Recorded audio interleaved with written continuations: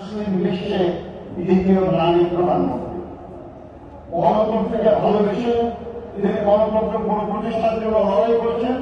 এখন তার কথা মতো বলেননি, কোন প্রলোভন, কোন ষড়যন্ত্র হুমকি তাকে তার জীবনের সেই দিন অব্দি আপোষের পথ বেছে নিতে বাধ্য করতে পারে। বেগম খালেদা জিয়া রাজনীতিতে আগমন ছিল আকস্মিক, কিন্তু দেশের প্রয়োজনে তা ছিল অনিবার্য।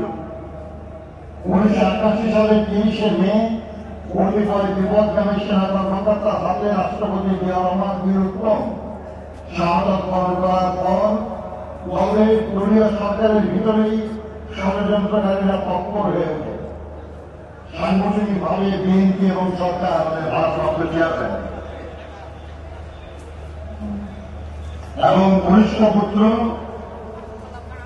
ভারপ্রাপ্ত রহমান কোকো স্বৈরাচারী আওয়ামী লীগ সরকারের রাজনৈতিক প্রতিহিংসার শিকার হয়ে মালয়েশিয়ায় অবস্থানকালে প্রকৃতপক্ষে বিনা চিকিৎসা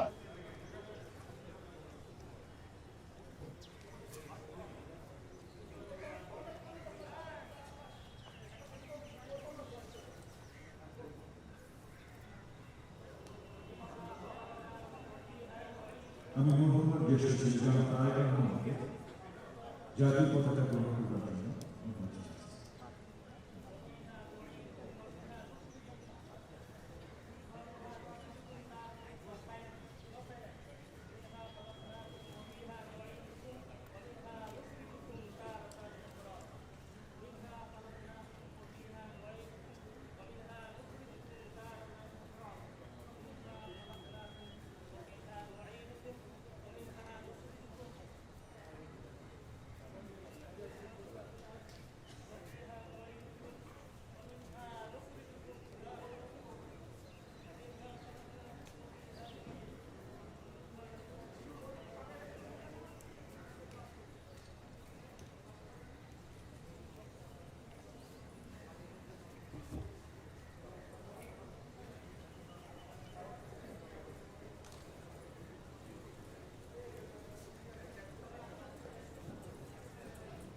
সম্মানিত উপস্থিতি, আমরা কবরে মাটি দেওয়ার সময় দোয়া করব মিনহা খালাকনাকুম ওয়া ফিহা নুঈদুকুম ওয়া মিনহা নুখরিজুকুম তারাতান উখরা।